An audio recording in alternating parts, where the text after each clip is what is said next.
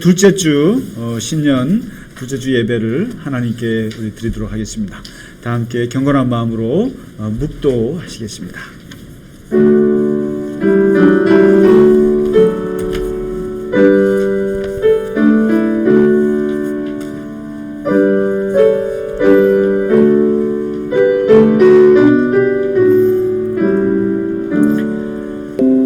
여호와는 내게 복을 주시고 너를 지키시기 원하며 여호와는 그의 얼굴을 내게 비추사 은혜 베푸시기를 원하며 여호와는 그 얼굴을 내게로 향하여 드사 평강 주시기를 원하노라.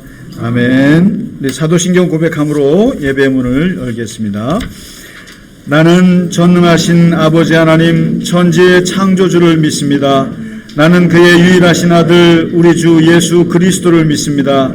그는 성령으로 잉태되어 동정녀 마리아에게서 나시고 본디오 빌라도에게 고난을 받아 십자가에 못 박혀 죽으시고 장사된 지 사흘 만에 죽은 자 가운데서 다시 살아나셨으며 하늘에 오르시어 전능하신 아버지 하나님 우편에 앉아 계시다가 거기로부터 살아있는 자와 죽은 자를 심판하러 오십니다. 나는 성령을 믿으며 거룩한 공교회와 성도의 교제와 죄를 용서받는 것과 몸의 부활과 영생을 믿습니다. 아멘.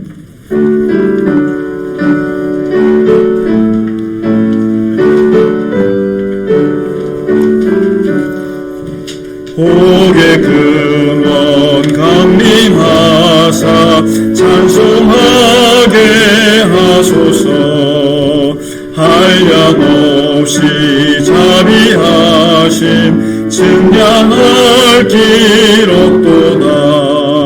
천사들의 찬송가를 내게 가르치소서.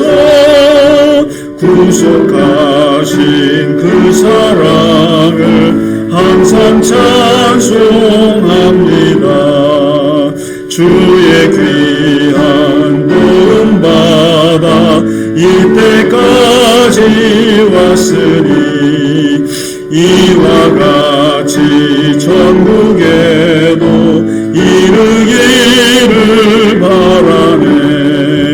하나님의 품을 떠나 죄에 빠진 우리를 예수 구원하시려고 보혈을 주셨네.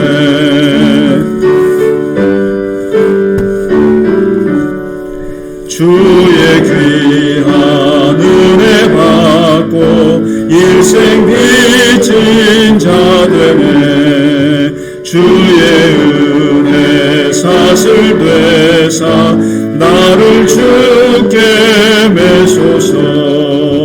우리 마음은 연약하여 범죄하기 쉬우니 하나님이 받으시고 전국인을 치소서.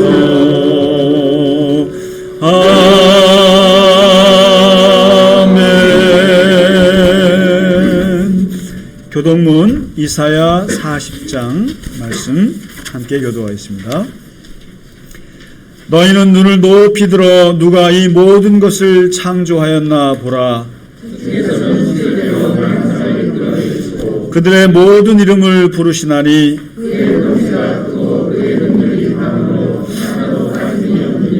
야곱아 어찌하여 내가 말하며 이스라엘아 내가 이르기를 내 길은 여호와께 숨겨졌으며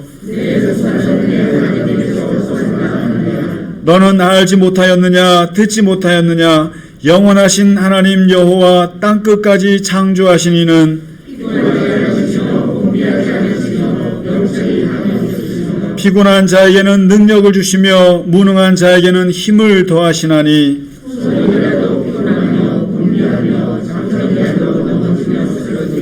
오직 여호와를 앙망하는 자는 새 힘을 얻으리니 다름막질하여도 곤비하지 아니하겠고 걸어가도 피곤하지 아니하리로다. 아멘.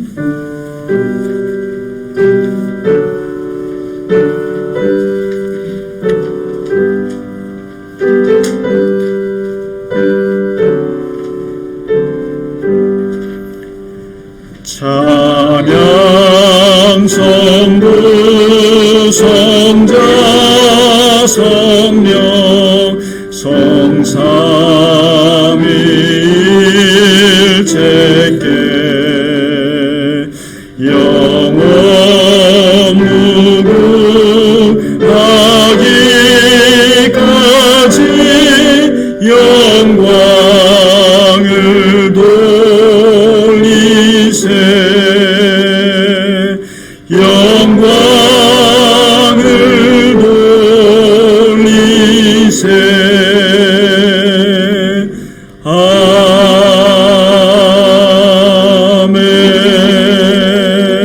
아멘.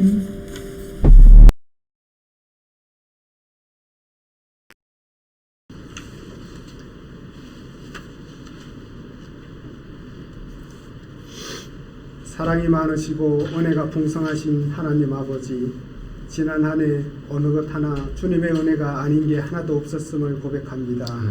새해도 주님 안에서 주님과 함께하는 감사하는 한 해가 되게 하여 주옵소서.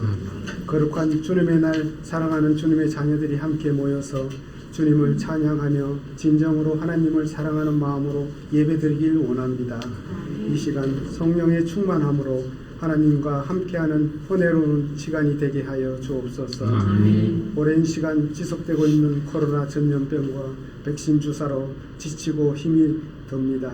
더욱 기도에 힘쓰고 말씀을 묵상함으로 굳센 믿음 가지고 이겨나갈 수 있도록 새 힘을 허락하여 주옵소서. 세상 속에서 주님 은혜로 살면서도 조금만 내 뜻대로 내 마음대로 되지 않으면 원망하고 불평하며 세상과 타협하고 연합하여 살며 알고도 짓고 모르고도 짓는 모든 죄악과 흠을 기억하지 못하는 모든 죄악들 이 시간 자복하고 회개하길 원하오니 주의 궁휼하심으로 우리를 용서하여 주옵시고 은혜로 정결하게 하여 주옵소서. 이렇게 함께 모여서 예배드릴 수 있음에 참으로 기쁘고 감사합니다. 오직 주님만 영광 받으시는 감사와 찬양이 넘치는 예배가 되게 하여 주옵소서. 귀한 이 시간 하나님의 말씀을 전하실 목사님에게 성령의 은혜를 더하여 주셔서 증거되는 말씀이 생명의 말씀이 되어 우리를 새롭게 변화되게 하여 주시고 주님의 생명이 우리를 통해 증거되어 나타나게 하여 주옵소서. 전능하신 하나님 아버지, 코로나가 하루속히 물러가게 하옵시고 육신의 아픔과 환경의 어려움으로 고통 속에 있는 성도들의 영혼을 어루만져 주셔서 치유의 기쁨과 평안, 위로를 느끼고 하나님 은혜를 늘 사모하며 하나님 은혜 안에서 살게 하여 주옵소서. 믿음의 선진들이 선열도 지켜온 이 나라를 지켜주시고 축복하여 주옵소서. 열악한 환경에도 주신 사명을 묵묵히 감당하는 선교사님, 목사님, 전도사님과 주님을 사랑하고 섬기는 모든 일을 축복하여 주옵시고 영육간의 강건함과 성령의 충만함으로 가득 채워주셔서 온전히 하나님의 기쁨이 되게 하여 주옵소서. 한 해를 시작하는 결심으로 늘 말씀을 묵상하고 말씀 안에서 하나님과 동행하며 살고자 하는 마음이 검년만이 아니라 살아있는 그 마지막 순간까지 받은 은혜에 감사를 잊지 않고 늘 새롭게 하여 주옵소서. 저희들이 드리는 이 예배가 감사와 찬양이 넘쳐서 하나님 기뻐 받으시는 예배가 되고 우리들은 하나님의 평강이 넘치는 은혜의 시간이 되도록 성령님 함께하여 주옵소서. 섬기는 교회가 하나님 보시기에 기쁨이 되는 교회가 되길 바라고 원하오며 사랑이신 예수 그리스도의 이름으로 기도드립니다. 아멘.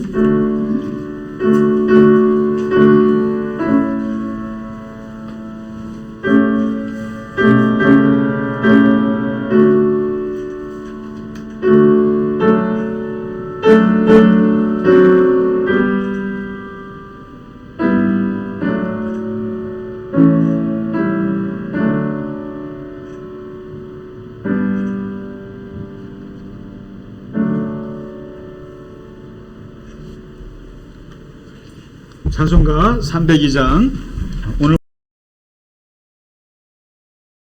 하고 간주하고 사절하겠습니다.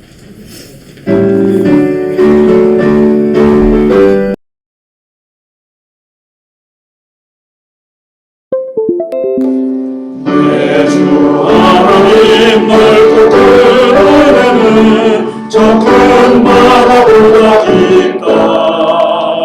너무 단추를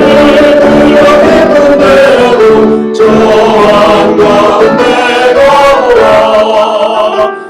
언덕을 돌아서 장파에 내띄워 내 주 예수 은혜 바라고 내 맘 뻗쳐가라. 왜 너 인생은 언제나 거기서 저 큰 바다 물결 보고 금이 모르는 깊은 바다속을 한 번에 어련보다 언덕을 떠나서 장파에 내띄워 내 주 예수 은혜 바라고 내 맘 뻗쳐가라. 많은 사람이 얕은 물가에서 저 큰 바다 가려다가 찰싹거리는 작은 바다로 마음 약하여 못 가네.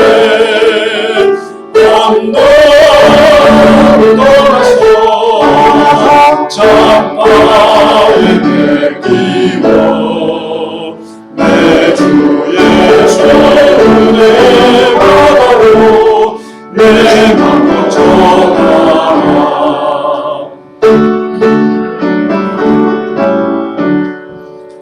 자 곧 가보라 이제 곧 가보라 저 큰 은혜 바다 향해 자 곧 내 눈을 저했던 대로 가라 평범한 바다로 언덕을 떠나서 장파에 내띄워 내 주 예수 은혜 바다로 내 맘 뻗쳐가라. 아멘. 숨 안 막히시죠? 네. 사실은 찬송가 4절을 다 하면 너무 숨이 막힌다고 하시는 분들이 내가 몇몇 들어가지고 그래서 1, 2절만 하고 3절만 했는데 뭘 하면서 꼭 뭐가 빠진 것 같은 느낌이 늘 들었어요. 여러분도 그러셨죠? 거기에다가 제가 이번 주에 아주 그 귀한 말씀을 들었는데 어느 권사님께서 그러시더라고요. 나이가 들수록 노래를 크게 하고 말을 크게 하라고 의사 선생님 그러시더래요. 그래서 찬송가 크게 하는 게 머리에 좋대요. 그리고 말을 크게 하래요. 그래서 좀 교회가 좀 시끄럽더라도 연세가 드실수록 말을 크게 하시기 바랍니다. 크게 하시고 노래를 크게 하시고 저도 일부러 크게 하려고 하는데 저는 찬송가 크게 한다 그러면 꼭 생각나는 선배가 있어가지고 저희 신학교 때 아주 그냥 공부를 되게 못했어요. 지금 뭐 하시나 모르겠는데 자기는 다른 건 못해도 목사들 중에 찬송가 제일 크게 하는 목사가 되고 싶다고 했어요. 그래서 아마 목회 잘하실 거라고 믿습니다. 그래서 이게 제가 봐도요. 저도 그때 그 선배 얘기를 듣고 찬송가는 최대한 크게 하려고 해요. 크게 하고 발음을 정확하게 하려고 하고 최대한 열심히 하려고 하는데 여러분 예배 중에 찬양을 크게 하면 하나님 좋아하십니다. 우리에게도 기쁘고 특히 머리에도 좋다고 하니까 말도 크게 하시고 찬송 숨이 차고 넘어가는 한이 있더라도 끝까지 하도록 하겠습니다. 예. 4절까지 부르니까 너무 좋아. 네, 좋습니다. 그냥 파도를 건너서 그냥 가시죠. 그리고 이번 주에 많은 소식이 있습니다만은 우리 박 권사님 따님 수술하셨어요. 이게 수술은 뭐든지 다 어려운 겁니다. 그런데 제주도인 따님이 수술을 하고 잘 수술하고 원래 오늘 권사님 못 나오실 뻔했는데 오늘 나오시고 이제 또 따님도 좀 돌보시러 제주도 잠깐 가실 텐데 못 나오신다 그랬다가 나오니까 너무 반가운 거 있죠. 그리고 우리 한집사님도 마찬가지예요. 못 나오실 뻔 하셨는데 나오시니까 너무너무 반갑고 그렇습니다. 이게 참 목사는 교인분들이 이게 나오고 안 나오고가 하늘과 땅 차이로 이렇게 있습니다. 그러니까 사실은 못 나오신다 그랬을 때 그 주중에 제가 굉장히 우울해요, 사실. 그게 참 있어요. 그래서 이번 주에 어디 가신다더라 그러면은 그 자리가 참 그렇습니다. 그래서 그걸 아시고 최대한 큰일 아니면은 예배하고 와주셔서 우리 교인분들 또 제 얼굴도 좀 한번 봐주시면 좋겠습니다. 그런데 우리 한 권사님하고 홍 권사님 요즘 한참 안 보이시네요. 좀 소식 좀 알려주시기 바랍니다. 네, 보고 싶네요. 네. 그리고 우리 형제 그리고 좀 저기 1월 중순에 또 시험 됐어요. 시험일 때요? 그럼 아직까지 네. 3차 맞고 그런데요? 네. 하여튼 보고 싶다고 좀 전해주시고요. 제가 한번 전화 한번 해봐야지. 네. 그리고 우리 정 집사님 따님도 잘 좋은 결과 끝까지 있기를 기도해 주시고 결과 나오면 알려주시고요. 너무 고생 많았습니다. 네. 이번 주 성경 공부는 스가랴서.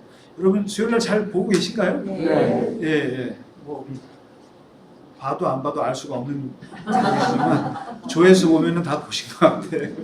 다 봤어요. 네. 잘해요. 안 보셔도 돼요. 네, 이번 주에 이제 스가랴 하고 아마 이제 말라기 하고 다니엘까지 다루면 끝날 것 같아요. 다니엘이 아주 중요한데 끝까지 같이 예언서하고 예언서 끝나면 뭘 할까 지금 이제 생각을 하고 있습니다. 기도하고 있습니다. 또 여러분 의견 주시면 같이 해서 다음 성경 공부도 준비하도록 하겠습니다. 네, 우리 교우분들 같이 인사하시죠. 새해 복 많이 받으시기 바랍니다. 네, 잘 오셨습니다. 건강하시고 평안하시고 네, 행복하시고 네.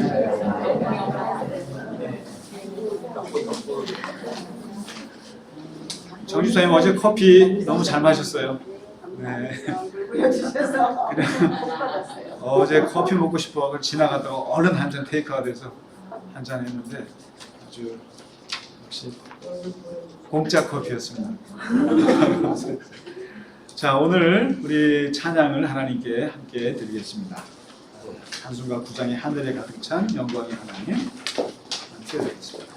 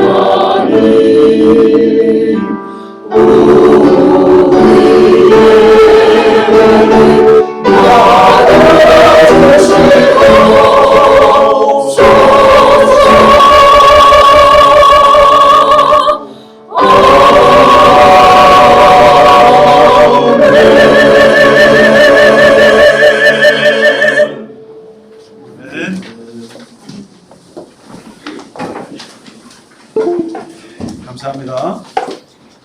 오늘 1월 둘째 주 우리에게 주신 하나님 말씀은 우리가 새해 첫 달이어서 제가 한 달 동안 복에 대한 말씀을 계속 전하도록 하겠습니다. 오늘 시편 1편에 있는 유명한 시편에 있는 말씀입니다. 외우시는 분도 있으시겠습니다만 같이 읽겠습니다. 복 있는 사람은 악인들의 꾀를 따르지 아니하며 죄인들의 길에 서지 아니하며 오만한 자들의 자리에 앉지 아니하고 오직 여호와의 율법을 즐거워하여 그의 율법을 주야로 묵상하는도다. 그는 시냇가에 심은 나무가 철을 따라 열매를 맺으며 그 잎사귀가 마르지 아니함 같으니 그가 하는 모든 일이 다 형통하리로다. 악인들은 그렇지 아니하며 오직 하나님의 나는 교와 같도다. 그러므로 악인들은 심판을 견디지 못하며 죄인들이 의인들의 모임에 들지 못하리로다. 무릇 의인들의 길은 여호와께서 인정하시나 악인들의 길은 망하리로다. 아멘. 성경은 항상 인생을 이 두 가지로 나눠서 표현을 하는 게 많아요. 인생의 길은 항상 이 두 가지의 길이 있고 그 두 가지 길 중에 하나를 우리에게 항상 선택할 것을 말씀합니다.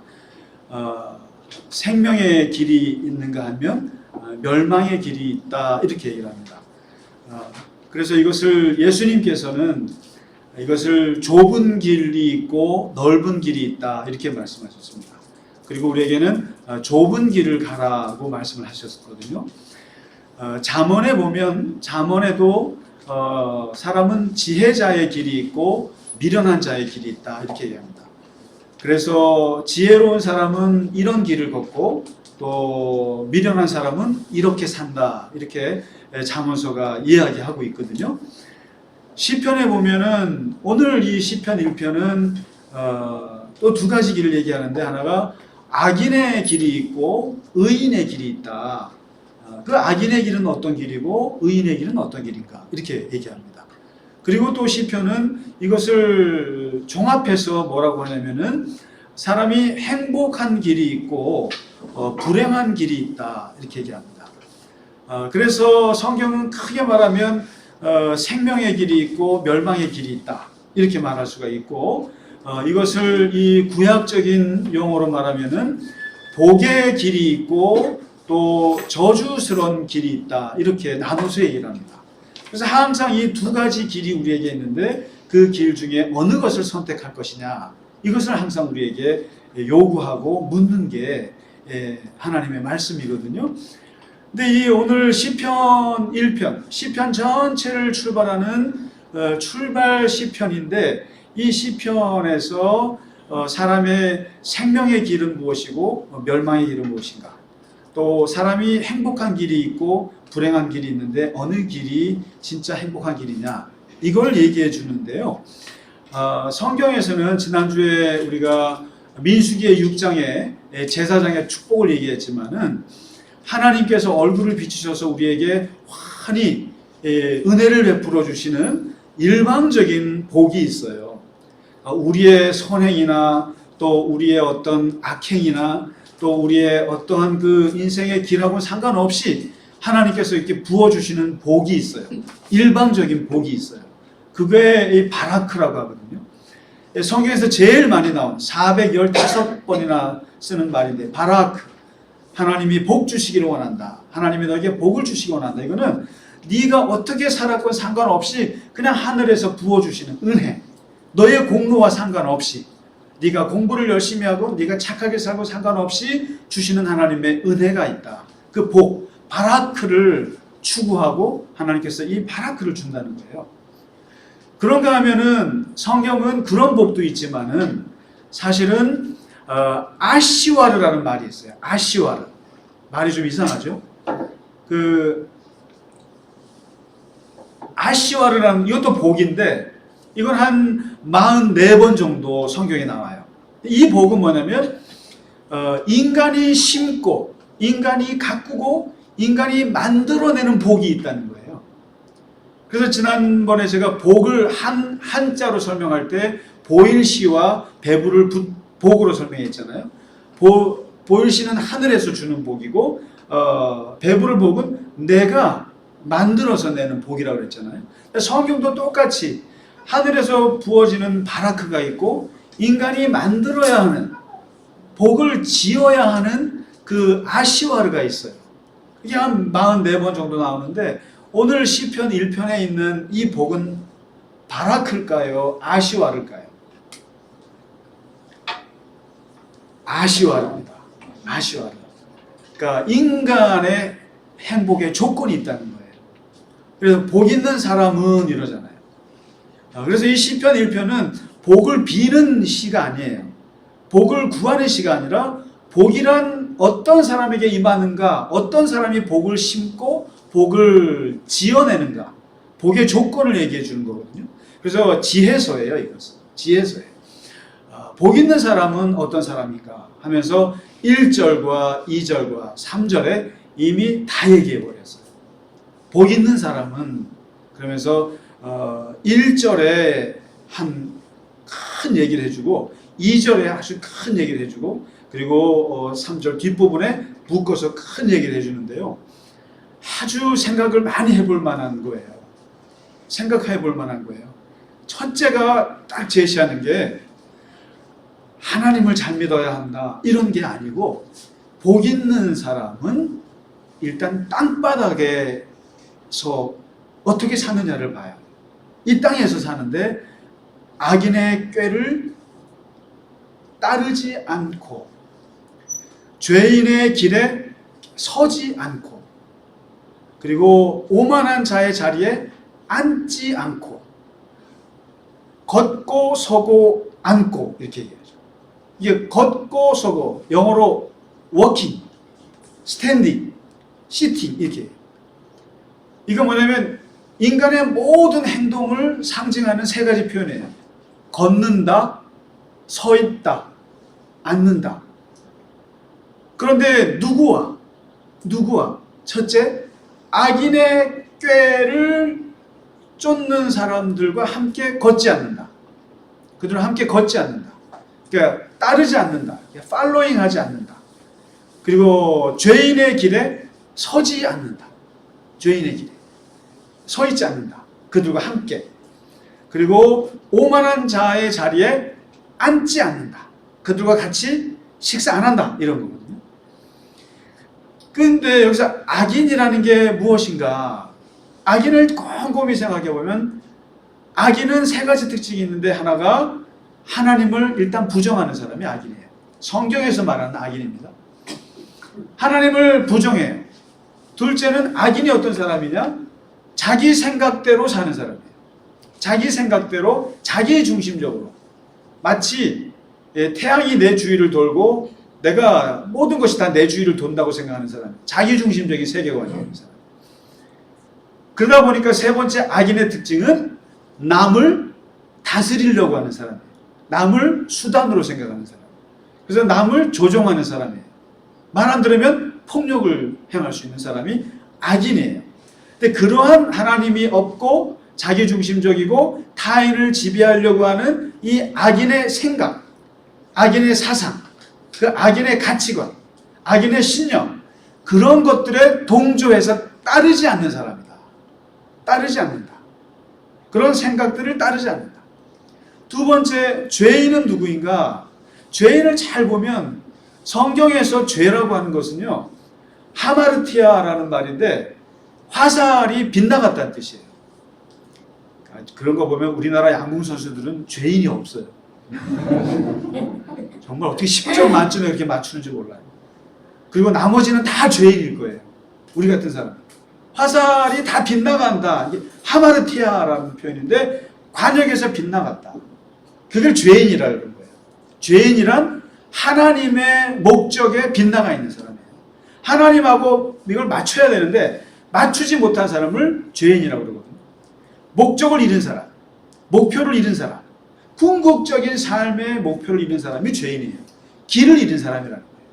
방향을 잃은 사람이 죄인인데 그 죄인도 또한 어떤 사람이냐? 하나님이 없는 사람들이에요. 그 안에 하나님이 안 계시고 자기중심적으로 살기 때문에 방향을 잃어버려요. 이렇게 별을 보고 길을 가야 되는데 등대를 보고 배를 움직여야 되는데 먼 것을 봐야 되는데 그것을 보지 않는 사람. 우리는 하나님이 영을 주셨기 때문에 하나님을 바라봐야 되는 이 본능이 있어요. 근데 그걸 바라보지 않는 사람은 죄인이라는 거예요. 자기중심적으로 사는 사람이죠. 이런 사람의 길에 같이 서 있지 않는다. 복 있는 사람은 같이 서 있지 않는다. 그리고 오만한 자 얘기합니다. 오만한 자의 자리 얘기하는데 오만한 자의 특징이 뭡니까? 하나님을 비웃는 자예요. 신을 비웃고 이것은 악인보다 더 뛰어난 사람인데 하나님의 자리에 자기가 앉는 사람이에요. 하나님의 자리에 앉아서 내가 하나님이 되는 사람이 오만한 자예요. 악인보다 더 악한 사람이죠. 이 사람의 자리에 앉지 않는다. 앉지 않는다.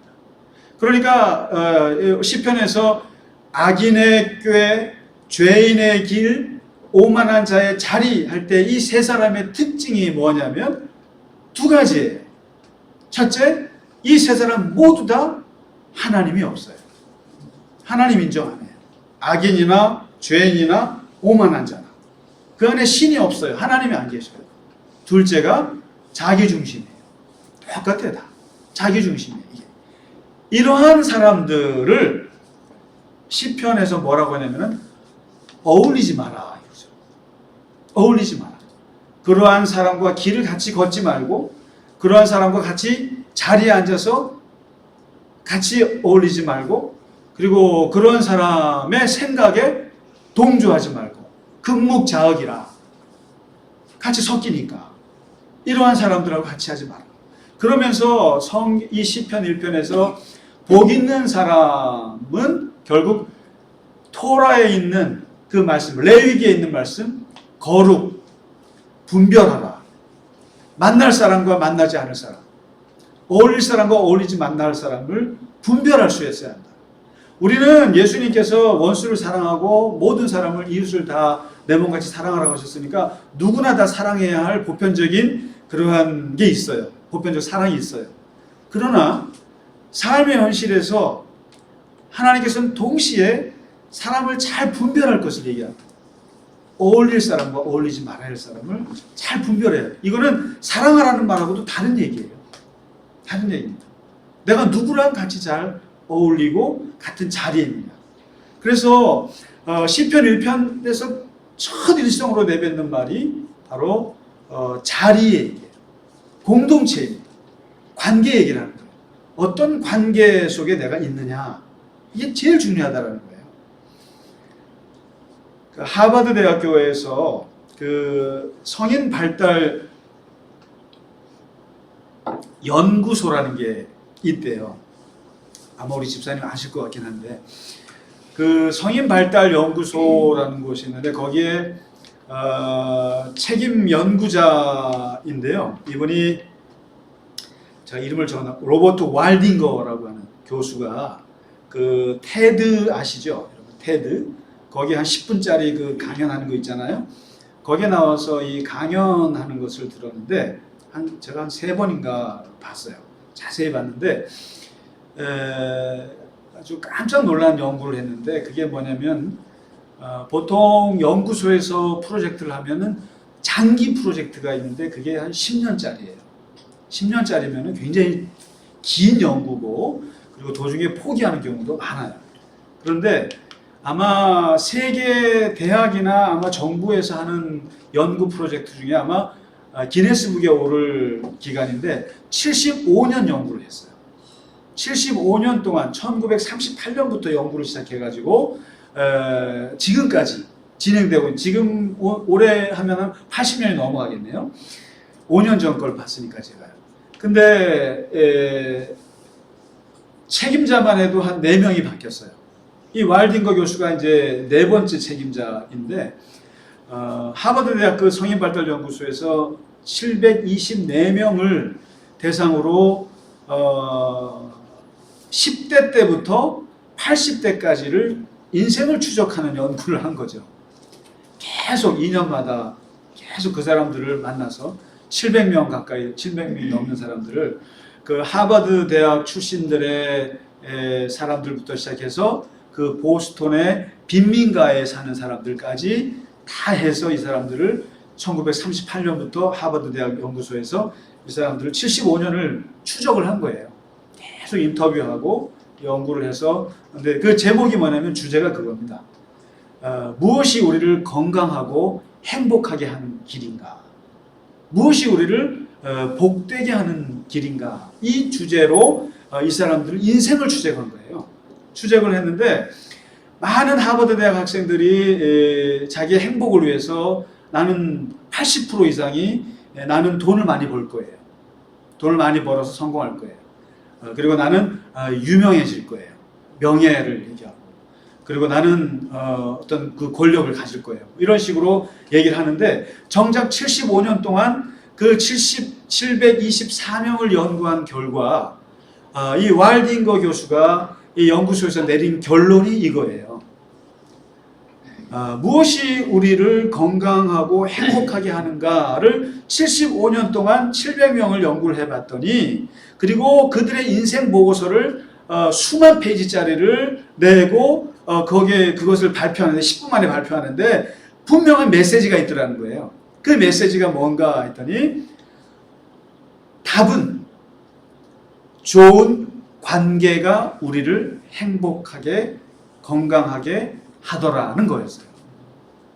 Good relationship, social connection 이런 표현을 하더라고요. 좋은 사회적 관계를 가지느냐 가지지 않느냐가 결국 사람들이 행복하고 건강하는데 제일 중요합니다. 돈을 많이 벌고 이거 아니더라는 거죠. 그리고 무슨 뭐 명예 유명해졌다 이건 전혀 아니더라는 거예요. 중요한 건 관계.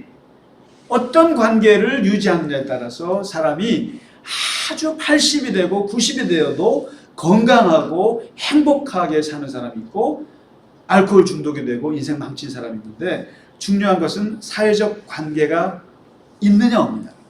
그게 유익하더라는 거죠.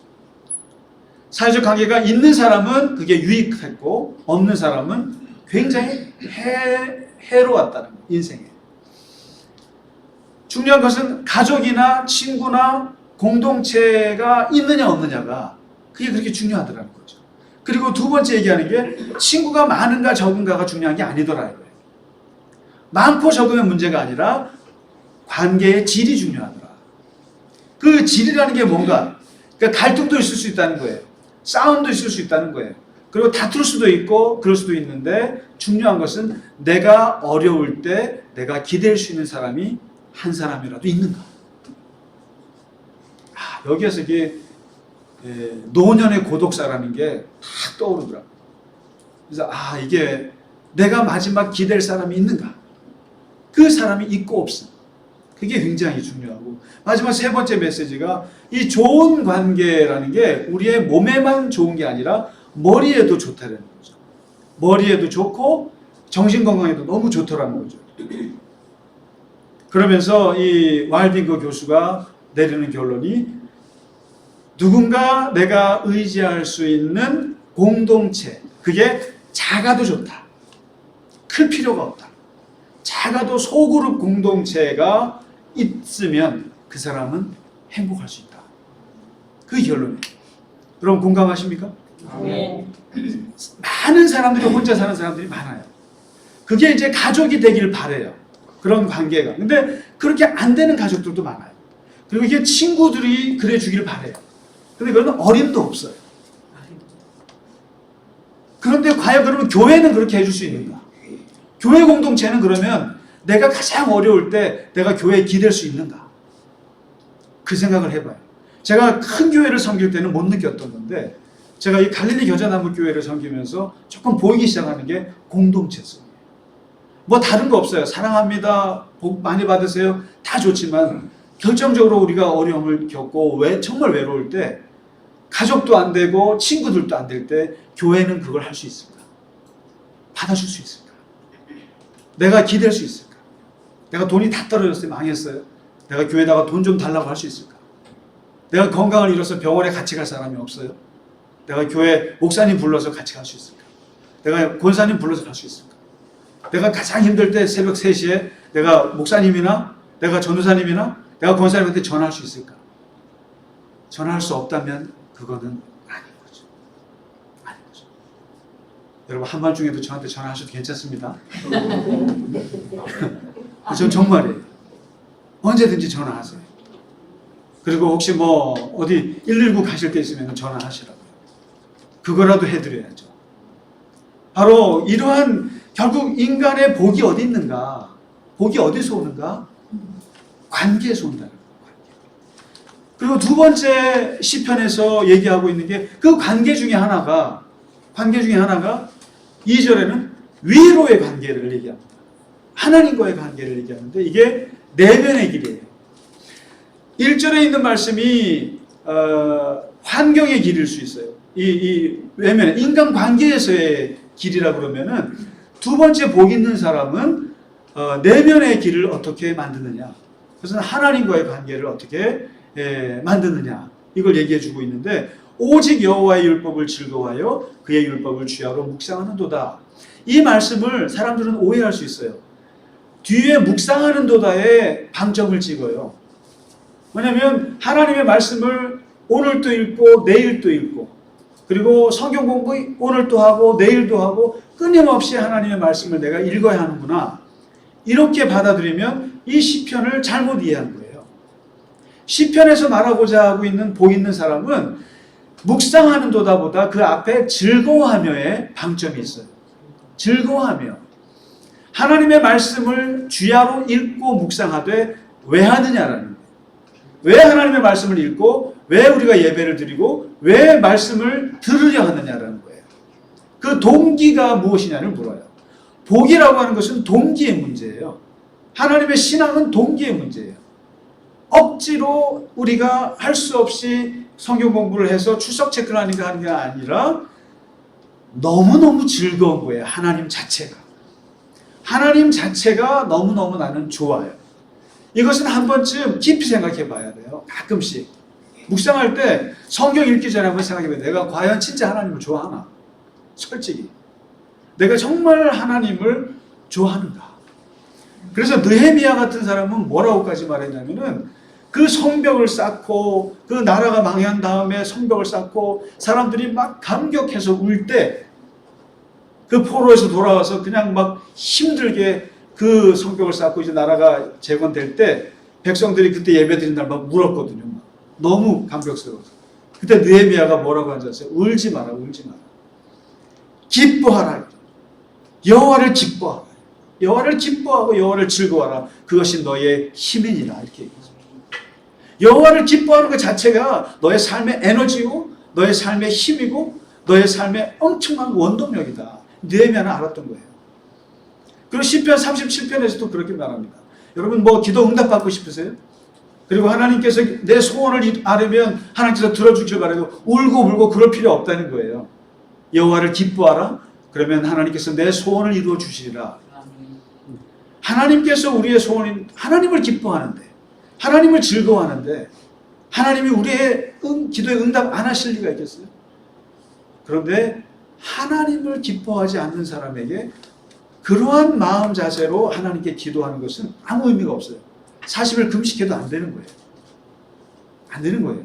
하나님이 기쁘고 즐거워요. 그래서 예수님은 뭐라고까지 하셨어요? 신관을 바꾸면서까지 말씀하신 거예요.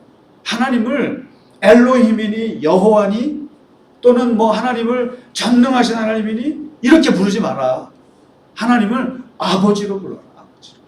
그리고 그 아버지는 누가복음 15장에 탕자의 비유에 나오는 그 아버지 같이 속절없고 마음 약하고 온갖 사랑하고 자식 달려오면 좋아하고 막 가락지 끼워주고 어린 송아지 잡아주는 그리고 옛날 거 다 까먹고 잊어버리시는 그러한 아버지 하나님으로 생각해라. 그런 하나님이 좋지 않으세요? 그런 하나님이 기쁘지 않냐는 거죠. 그런 하나님을 믿는 게 제가 이렇게 신성모독적인 말씀으로 들을지 몰라도 하나님을 만만하게 보는 거예요. 하나님을 만만하게 본다는 게 뭐예요? 여러분 자식들이요 부모를 볼 때 부모가 좀 만만해야 부모를 사랑해요. 그렇지 않습니까? 아버지가 좀 만만해야 돼요. 어머니가 좀 만만해야 된다고요. 자식 입장에서는. 규혁씨 안 그래? 이게 뭐냐면 사랑이라고 하는 것은 내가 다가갈 수 있어야 될 거 아니에요. 다가갈 수 있고 뭔가 같이 어울릴 수 있는 그게 돼야 그 사람을 좋아하고 그 사람을 즐거워하고 그 사람을 기뻐하죠. 딱 앉아가지고 하나님이 심판하시고 막 형벌 내리시고 뭘 잘못하면 벌벌 떨고 하나님은 무서우신 분이에요. 분명히 하나님은 두려우신 분이에요. 그러나 그 이전에 하나님은 즐거우신 분. 하나님은 우리에게 기쁨을 주시는 분이고 하나님은 가까이 다가가서 막 해도 돼. 그게 십자가의 하나님이시라니까요. 구약의 하나님이 아니시고 나한테 다 해. 다 쏟아부어. 내가 다 받아줄게. 이게 십자가에서 하나님이 새롭게 결단하신 하나님이시고 우리에게 나타나신 하나님이시고 만만하신 분이시고 그래서 막 하나님 앞에 막 우리가 막 땡깡 부려도 받아주시는 가 그리고 우리가 좀 잘하면 하나님을 경외할 수 있어요. 그러니까 두려우신 하나님 맞아요. 정말 하나님 무서우신 분이지만 그 이전에 하나님을 가까이 기뻐할 수 있도록. 그러니까 예수님께서 오직하면 아버지라고 하시고 제발 하나님을 가까이 하라. 하나님이 내 안에, 네가 하나님 안에, 우리가 하나님 안에 있어서 그냥 즐거워하라. 이게 사실은 복의 지름길이고 모든 우리의 삶의 힘의 원동력이 되는 것이다. 그러니까 성경을 많이 읽고 이건 문제 아니에요. 수요일날 꼭 성경 공부 안 하셔도 돼요. 안 들어가셔도 돼요. 사실은 진짜로. 그러나 중요한 것은 즐거우냐. 그 말씀을 듣는 게 즐거우냐. 그래서 시편에서 말하는 마지막 복 있는 사람은 시냇가에 심은 나무라니까. 조경을 해가지고 약을 뿌리고 그리고 막 갖고 가지고 무슨 말이지 요즘에 애견들 보면은 뭐 애견 그 개에다 화장하고 뭐 머리 빗고 옷 입히고 그렇게 해서 아름다움을 한 게 아니라 개는 길바닥에 있는 그 개 그 자체 그 시고르 자부르 그 세계적인 종이잖아요. 시고르 자부르 종 그 자체가 아름답지 않으세요? 저는 그냥 그 들판에서 떠도는 그게 자연스러운 게, 물론 뭐 그렇게 키울 수는 없죠, 집에서. 왜냐면 복이라고 하는 것은 인공물이 아니라 시냇가에 떡하니 나무가 주어진 것과 똑같은 거다. 걔가 무슨 뭐 자기가 잘나가지고 난 저기 시냇가에 가서 나 저기에 뿌리 박을래. 그래서 뿌리 박아요? 우리가 언제 하나님 믿겠다고 싶어갖고 계획해서 우리가 하나님 믿게 됐어요? 어쩌다 믿게 됐지 다. 어쩌다 어른 된 것처럼 어쩌다 신앙인이 된 거지. 어쩌다 하나님께서 한 게 그게 시냇가에 심긴 나무가 된 거죠. 복이라고 하는 것은 달라. 그리고 추구한다고 해서 되는 게 아니다. 네가 어떤 사람들이랑 악한 사람들이랑 어울리는 네가 무슨 복을 받아요. 내가 같이 어울리는 사람이 그냥 그런 하나님도 모르고 그런 세상에 악한 사람들하고 같이 밥 먹고 같이 생각을 나누고 그러는데 거기 어떻게 하늘의 복이 있어요. 교만한 사람이랑 같이 밥 먹고 술 먹고 하는데 무슨 수로 하나님께서 그 사람에게 복을 주냐 이거예요. 그리고 내 마음에 하나님을 기뻐하지도 않는데 하나님이 무슨 수로 거다 복을 부어주겠냐는 거죠. 아주 근본적인 얘기를 하는 거예요. 시편은. 그래서 시냇가에 심은 나무다. 시냇가에 심은 나무가 뭐냐? 두 가지밖에 더 잘했냐. 터 하나 잘 잡은 거 하나 하고 그리고 그냥 햇볕이 오면 그냥 하늘 향해서 좋아하는 것밖에 없지 않느냐. 그러면은 네 가지 얘기를 하는 거예요. 철을 따라 알아서 열매를 맺는다. 복이라고 하는 것은 열매라고 하는 것이 생기는 것이다. 복은 사람이 그러한 복을 심고 그런 복된 삶을 자리에서 하고 하나님을 기뻐하고 이런 삶 자체 속에 자연히 열매를 얻는다. 실적 내, 올 연말까지 실적 얼마 내 이렇게까지 할 필요 없다는 거예요. 자연스럽게 열매를 맺는다는 거죠. 그리고 두 번째가 잎사귀가 마르지 않는다. 이게 생명력을 말하는 거예요. 지속력이에요. 생존, 오래 살 수 있어요. 그냥 생존할 수 있어요. 능력이. 이게. 그리고 세 번째 말이 하는 일이 다 형통할 거다. 시냇가에 심는 나무. 하는 일이 다 잘 풀릴 거다. 그리고 마지막 하는 말이 뭐냐니까? 흔들리지만 뽑히지 않는다. 악인들은 바람에 나는 겨와 같다 그랬잖아요. 그러니까 흔들리긴 하죠. 바람이 불면은. 그러나 시냇가에 심는 나무는 뽑히지 않는다. 절대 뽑히지 않는다. 심판을 이긴다. 이게 망하지 않는다라는 거죠. 망하지 않는다. 복 있는 사람은 결코 망하지 않는다. 저 여러분은 시냇가에 심은 나무인 줄로 믿습니다. 아멘. 그래서 그냥 올해 시냇가에 심은 나무 하나 써놓으시고 시냇가에 심은 나무는 정영분 이렇게 써놓으세요.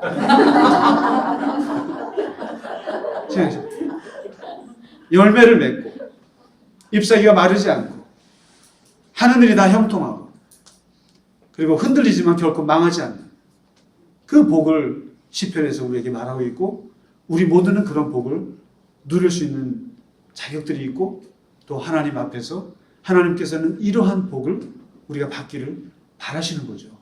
아멘. 하나님의 시냇가에 심은 나무가 교회 이름 바꿀까요? 너무 매력적이죠. 이건 너무 좋은 표현이에요.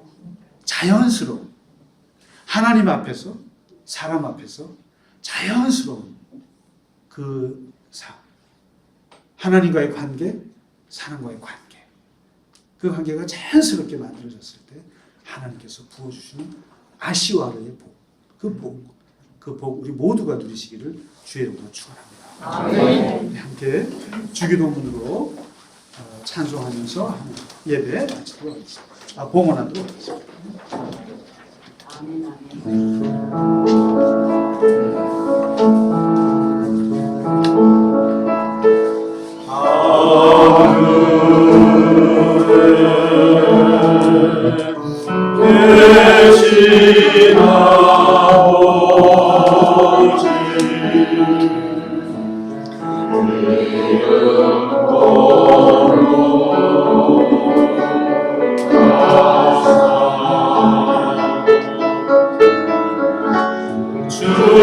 주님 나라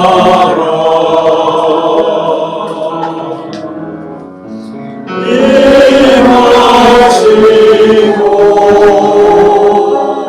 뜻이 임하시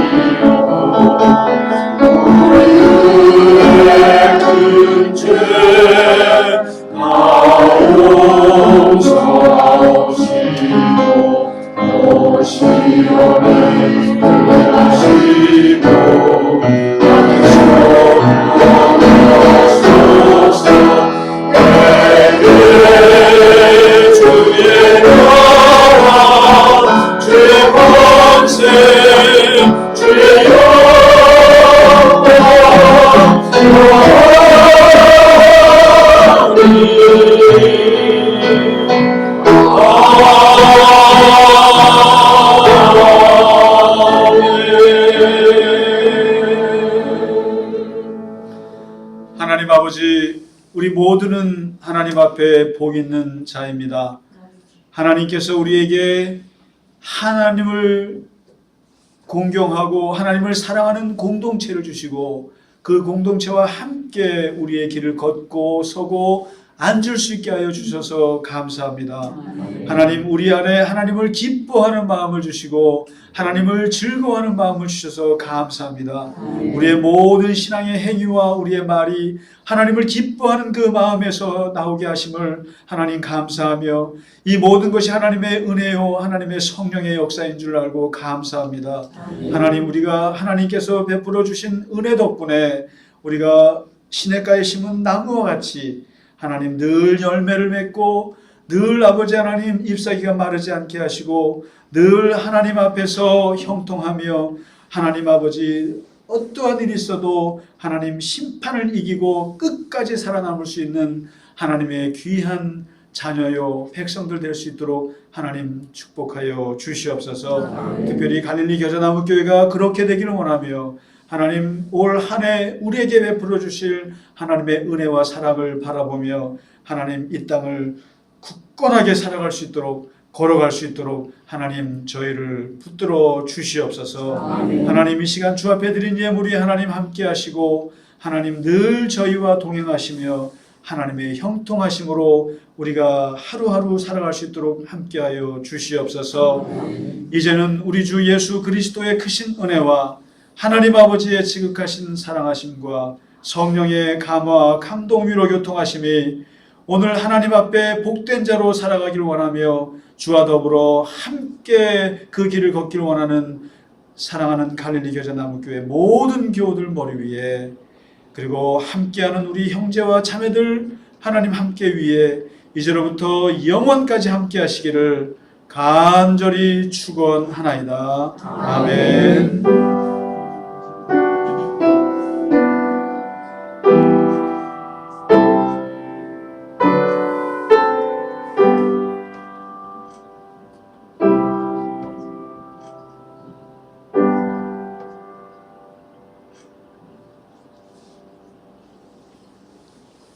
네, 예배를 마칩니다.